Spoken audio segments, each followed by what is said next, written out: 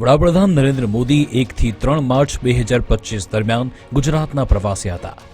તેમના પ્રવાસના છેલ્લા દિવસે એટલે કે 3 માર્ચ 2025ના રોજ તેમણે સાસણ ગીર સ્થિત જંગલ સફારી ખાતે વિશ્વ વન્યજીવ દિવસની ઉજવણી કરી હતી.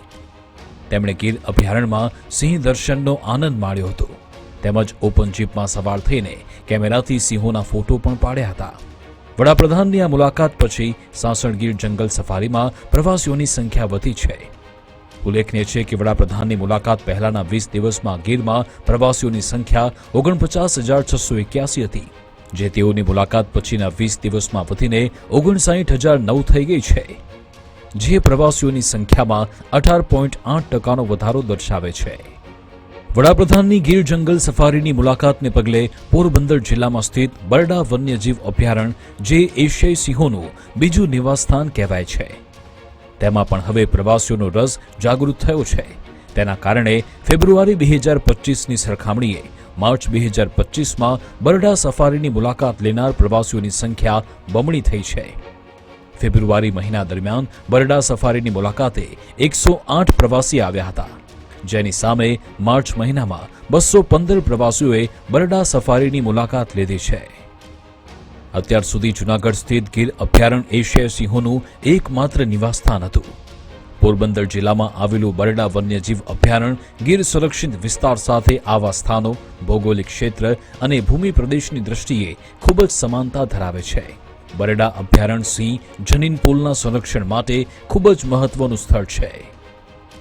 ઐતિહાસિક રીતે તે સિંહોના નિવાસસ્થાન તરીકે જાણીતું હતું. બરડા અભયારણ્યમાં સિંહોનું જૂથ છેલ્લે 1879માં જોવા મળ્યું હતું, પરંતુ પછીથી આ વિસ્તારોમાં સિંહ લુપ્ત થયા હતા. સિંહોને તેમના ઐતિહાસિક રહેઠાણમાં પુનઃસ્થાપિત કરવા ગુજરાત વન વિભાગે બરડા વન્યજીવ અભયારણ્યમાં આહાર શૃંખલાના પાયાને પુનઃસ્થાપિત કરવાનો કાર્યક્રમ શરૂ કર્યો. આ કાર્યક્રમ ચિતલ અને સાબરડના સંવર્ધન અને પુનઃસ્થાપન પર ધ્યાન કેન્દ્રિત કરે છે, જે સિંહો માટે જરૂરી શિકાર પ્રજાતિ છે. આ સંરક્ષણ પ્રયાસોને 19 જાન્યુઆરી 2023ના રોજ મોટી સફળતા મળી, જ્યારે બરડા વન્યજીવ અભયારણ્યમાં એક નર એશિયાઈ સિંહની હિલચાલ નોંધવામાં આવી. સિંહો એક સદી પછી તેમના ઐતિહાસિક નિવાસસ્થાનમાં પાછા ફર્યા. બરડા સ્થિત અભયારણ્યમાં 8 સિંહોની વસ્તી સ્થાયી થયા પછી તેને સિંહોના સેકન્ડ હોમ એટલે કે બીજા નિવાસસ્થાન તરીકે વિકસિત કરવાનું આયોજન થયું હતું. તાજેતરમાં બરડા વન્યજીવ અભયારણ્યમાં એશિયાઈ સિંહોના કુદરતી ફેલાવા અને સફળ સંવર્ધનને કારણે બરડા આજે સિંહોના બીજા નિવાસસ્થાન તરીકે ઉભરી આવ્યું છે. આજે બરડા વન્યજીવ અભયારણ્યમાં 17 સિંહો વસવાટ કરે છે, જેમાં 1 નર, 5 માદા સિંહ અને 11 બાળ સિંહ છે.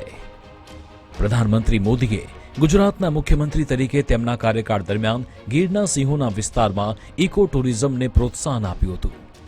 આ જ સમયગાળા દરમિયાન ગુજરાત સરકારના પ્રવાસન વિભાગ દ્વારા ખુશ્બુ ગુજરાત કી કેમ્પેઇન શરૂ થયું હતું. આ કેમ્પેઇનને મોટી સંખ્યામાં પ્રવાસીઓને આકર્ષિત કર્યા. ભારતભરના પ્રવાસીઓની સાથે અન્ય દેશોના પ્રવાસીઓને પણ આમંત્રિત કરીને ગીરના સંરક્ષિત ક્ષેત્રની વિઝિબિલિટીમાં વધારો થયો, જેનાથી ગીર વૈશ્વિક પ્રવાસન નકશા પર આવી ગયું. ગીરમાં ઇકો ટુરિઝમના વિકાસે વન્યજીવ સંરક્ષણમાં જ યોગદાન નથી આપ્યું, પરંતુ હજારો સ્થાનિક રહેવાસીઓની આવકમાં પણ હકારાત્મક પરિવર્તન આવ્યું છે, જેનાથી આ વિસ્તારના ટકાઉ વિકાસને પ્રોત્સાહન મળ્યું છે. છેલ્લા 5 વર્ષમાં કુલ 33,15,637 પ્રવાસીઓએ ગીર સંરક્ષિત વિસ્તારની મુલાકાત લીધી છે. Bureau report, Gujarat first.